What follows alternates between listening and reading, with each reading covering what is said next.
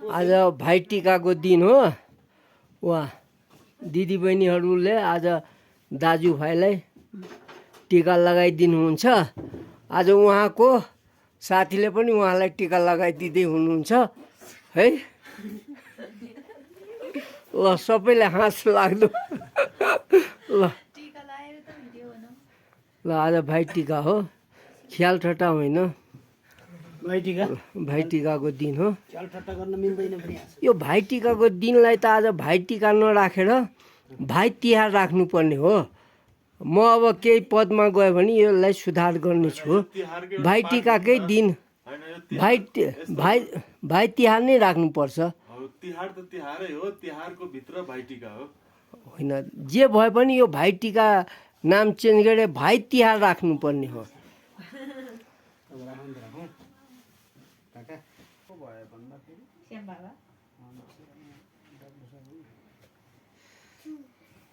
आज बिहान त के मनाएको श्यामबा बाजा म फुल टिका लाउँछु भन्दै आउनुभएको थियो, फेरि भरे त लाउँदिनँ अरे।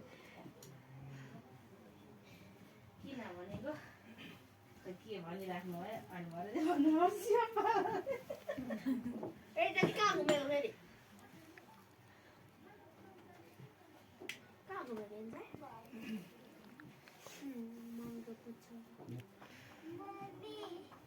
हल्ला चाहिँ नगर एकछिन ल। दिदीबहिनीहरूले यसरी नै दाजुभाइलाई परिक्रमा गर्ने चलन रहेछ।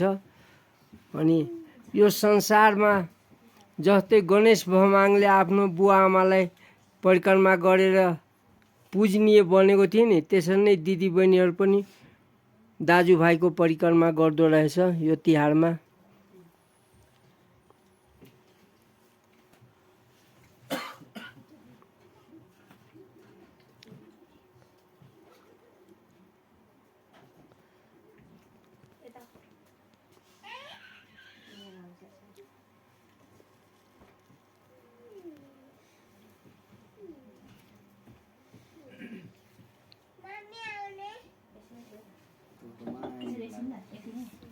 यताबाट सुरु गर्नु ल, अब यस्तरी होला नि।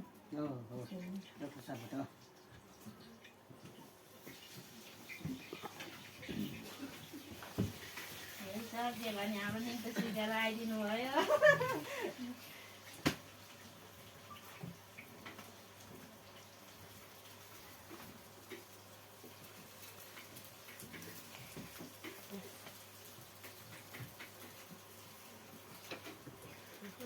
टिको कसरी लाउनु हुन्न भने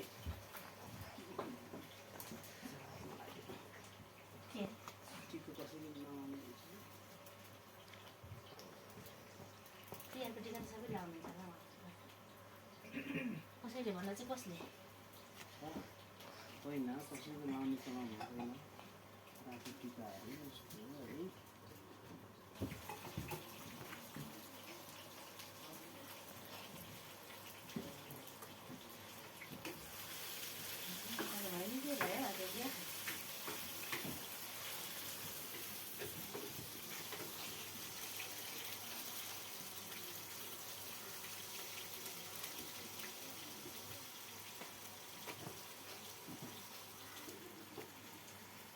मेरो साथी दुईवटा छोरी छँदैछ भन्नु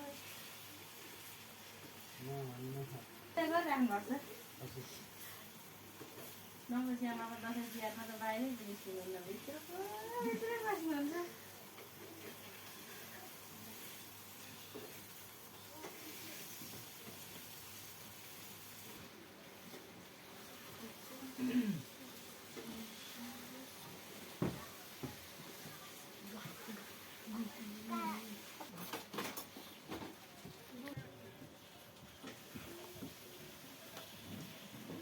उतापट्टि त मैले ल उताको चाहिँ खिच्दिनुहोस् नि सर। हो त्यो हो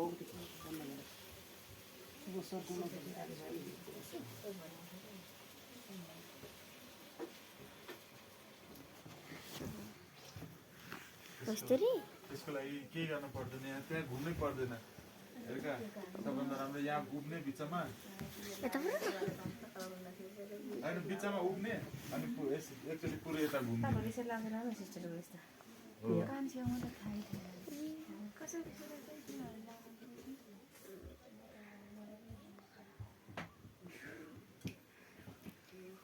कता घुमाउने एलिजा भयो सागसब्जी नगरिकन बस्नु ल भयो